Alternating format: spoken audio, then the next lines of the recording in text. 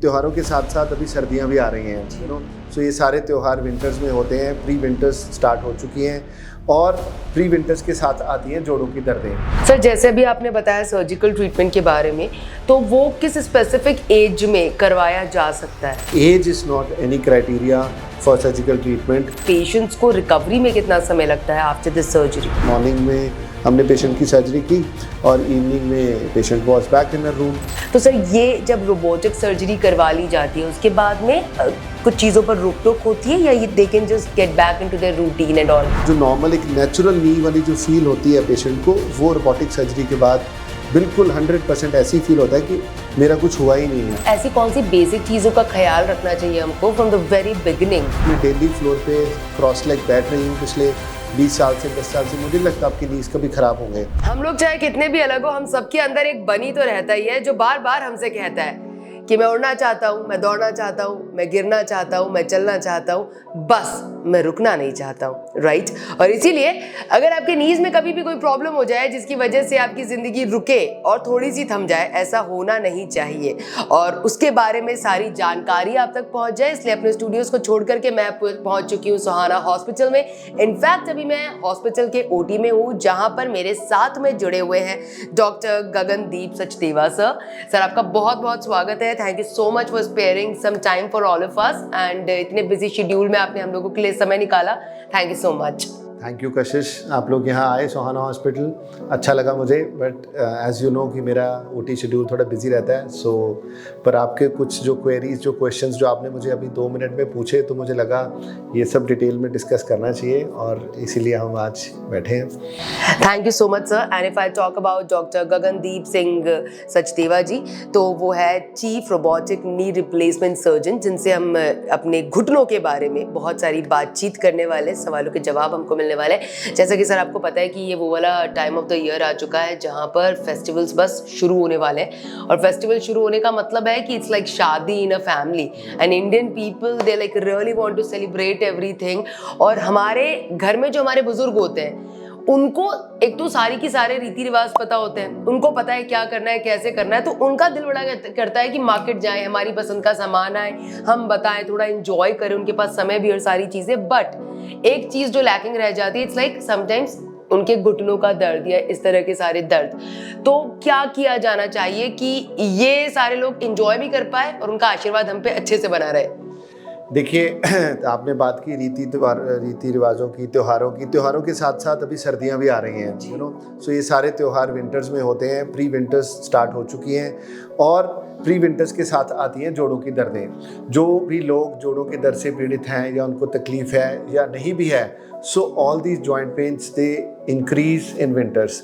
अगर आप देखें हमारे आउटडोर के अंदर हमारे जो पेशेंट्स हैं, वो जो पुराने पेशेंट्स भी जो हमसे मेडिसिन लेकर ठीक थे, वो भी विंटर्स में they start coming to us कि हमारी दर्दें बढ़ चुकी हैं, हमारी तकलीफ पहले से ज़्यादा हो गई है।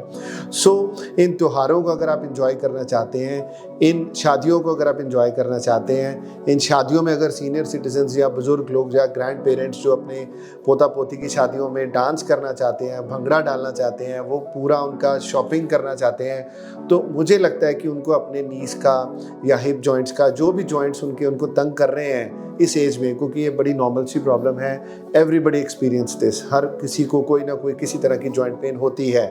अगर वो मेडिकली उसका इलाज हो सकता है तो उन्हें अपना मेडिकल ट्रीटमेंट कराना चाहिए। और अगर उनकी प्रॉब्लम ज़्यादा बढ़ चुकी है और वो व्हीलचेयर पे सीमित हैं या वो घर के प्रेमिसेस के अंदर सीमित हैं, वो बाहर नहीं जा सकते, और या उनको बाहर जाने के लिए एवरीडे या जिस दिन भी जाना पेन किलर्स की ज़रूरत पड़ती है, सो अगर उनको डॉक्टरी सलाह के अनुसार मेडिकल मैनेजमेंट नहीं चल रही, if they want to go और if they have to go for a surgical treatment, I think उनको सर्जिकल ट्रीटमेंट ऑप्ट करना चाहिए। बिकॉज आज की डेट में सर्जिकल ट्रीटमेंट बहुत ही अच्छा हो चुका है और उसकी रिकवरी और उसका सब कुछ इतना फास्ट और क्विक है कि वो बहुत जल्दी ही बैक टू नॉर्मल लाइफ जा सकते हैं। सर, जैसे भी आपने बताया सर्जिकल ट्रीटमेंट के बारे में, तो वो किस स्पेसिफिक एज में करवाया जा सकता है? देखिए age is not any criteria for surgical treatment. वो बीमारी के अकॉर्डिंगली हम डिसाइड करते हैं कि now this patient requires surgical treatment. We always try for medical treatment to every patient despite of any age. वो इवन यंगस्टर्स या middle age हो सकते हैं, ओल्ड एज हो सकते हैं, वेरी ओल्ड भी हो सकते हैं। वी ट्राई कि उनकी दवाइयों के साथ या कुछ ऐसा ट्रीटमेंट, एक्सरसाइज, फिजियोथेरेपी, इन सब चीज़ों के साथ उनकी जो जॉइंट पेन्स या नी पेन्स को ठीक किया जाए, ताकि जो सर्जिकल ट्रीटमेंट अगर ज़रूरत नहीं है तो ना किया जाए। But in case, if medical treatment fails or you have already tried a lot of medicines and everything, you need to go for surgical treatment, then I think they should go for knee resurfacing surgery or knee replacement surgery। और जिसकी बहुत ही आजकल robotic technique से हम लोग, जैसे आपने शुरू में बात की, हम कर रहे हैं और उसके बहुत अच्छे रिजल्ट्स हैं और people are very happy with this.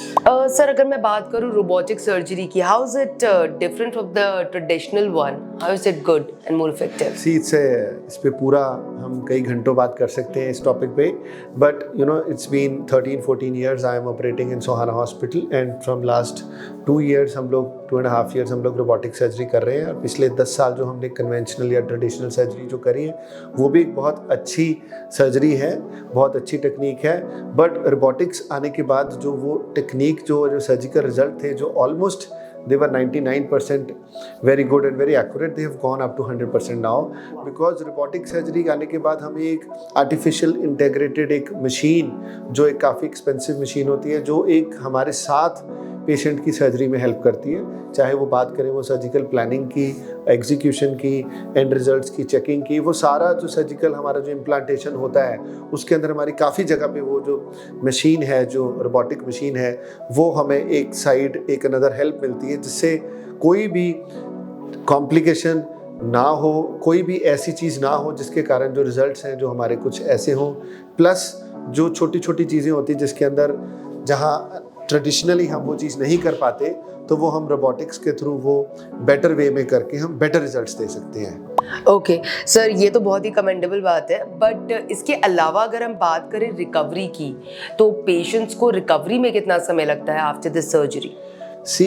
Initially काफ़ी समय लगता था इसको। ये सर्जरी को बहुत बड़ी सर्जरी माना जाता था कि पेशेंट को काफ़ी दिन रिकवरी एरिया में रखा जाता था, फिर 10-10 दिन हॉस्पिटल में एडमिट रखते थे, 10-12 दिन बाद पेशेंट डिस्चार्ज होते थे। But now days it has become very, अभी आज ही एक पेशेंट मेरे पास ओपीडी में आए जिनकी सर्जरी मैंने 10-11 दिन पहले की थी। वो आज अपना फॉलोअप के लिए, जैसे चेकअप के लिए, and she was walking without any stick और without any aid and I could not even recognise her. उन्होंने मुझे बोला कि आपने मेरी 12 दिन पहले सर्जरी की है। सो आई वाज लाइक कि आप तो एज़ पर हर एक्सपीरियंस, जैसे हमारा तो है ही, पेशेंट के मुंह से मैं सुनना चाहता था। So she was so happy, she said कि मैं तो सेम डे ही चल पड़ी थी।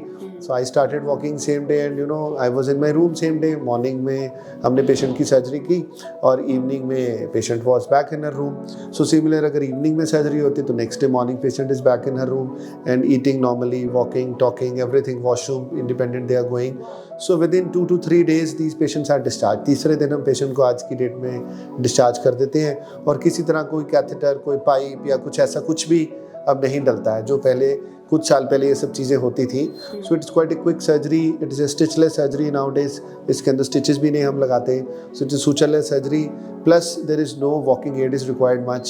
सो नेक्स्ट डे पेशेंट आराम से 90 डिग्री तक लेग्स बेंड करके बैठा होता है and he is walking. So normally ये बहुत 10-15 दिन के अंदर patient even can drive car और यू कैन स्टेयर्स भी चढ़ लेते हैं, because most of the people they live in on first floor और second floor, because in Tri-City, a lot of flat culture is there.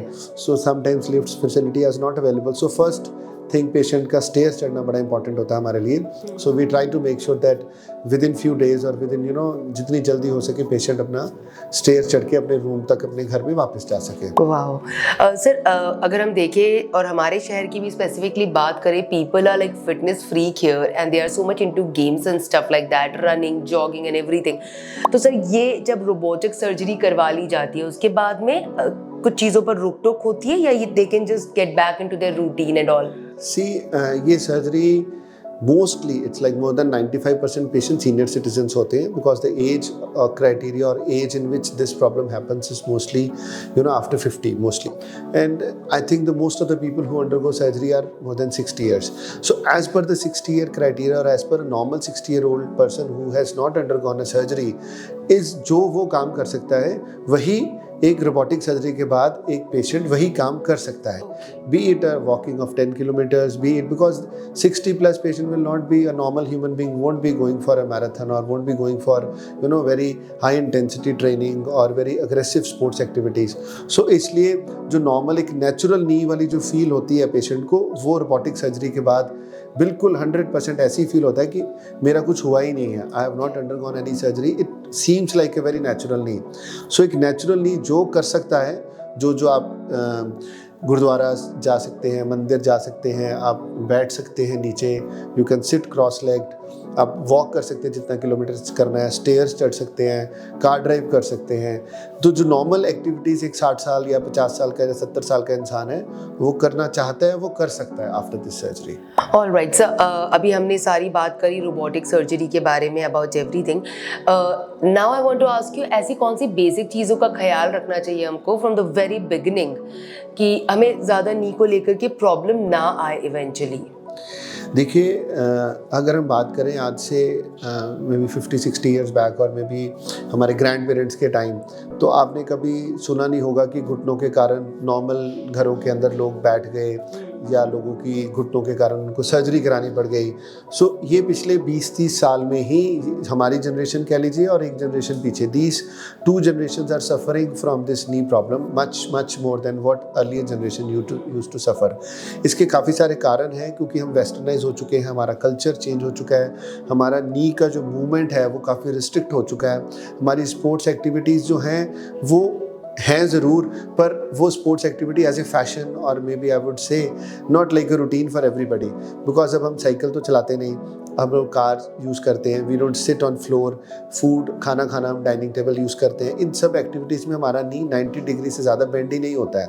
आप सोचिए आप last time कब बैठे थे फ्लोर पे. अब खुद सोचिए, अगर आपको लगता है कि मैं डेली फ्लोर पे क्रॉस लेग बैठ रही हूँ पिछले 20 साल से 10 साल से, मुझे नहीं लगता आपकी नीज कभी ख़राब होंगे. आपने कभी साइकिल लास्ट कब चलाया? यू में हैव चलाया होगा कभी आपने शौकिया, या कभी आप फ्रेंड्स के साथ you go for cycling, but as a routine office जाना every day, you don't go come on a cycle, you don't use cycle every day for commuting, small. So ये सब छोटी छोटी चीज़ें जो हम पहले करते थे एज ए डेली रूटीन, वो हम अब करते हैं एज ए फैशन. सो जो लोग तो इसको अच्छे से करते हैं उनके नीज कभी ख़राब नहीं होते.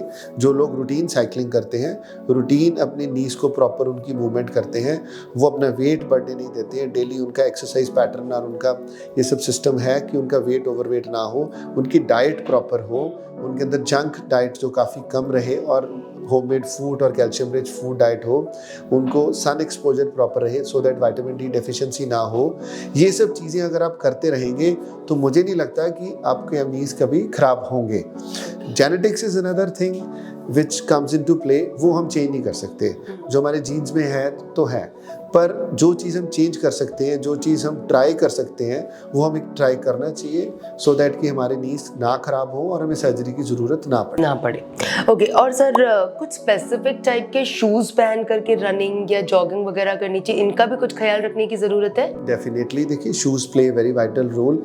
डे टू डे रूटीन के अंदर office shoes if required then you have to go for it, but in case when you go home back, I think you should go for the medial arch shoes जिनको बोलते हैं. जो हमारे good quality Skechers, Nike, Adidas के जो shoes होते हैं, उनके आप देखेंगे अंदरली साइड एक आर्क बना होता है जिसको हम एक मीडियल आर्क बोलते हैं. वो हमारे पैर के फीट को एक नेचुरल आर्क देते हैं, प्लस उनके अंदर बहुत अच्छी कुशनिंग होती है. व्हेन यू वॉक और when you run, there is a physics law, for every action there is a reaction.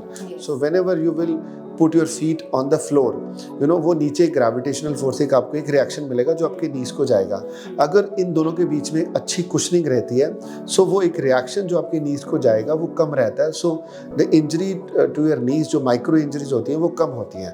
So it is always advisable to go for a good running shoes जिनकी cushioning अच्छी हो, so that आपकी नीज को impact ना पड़े.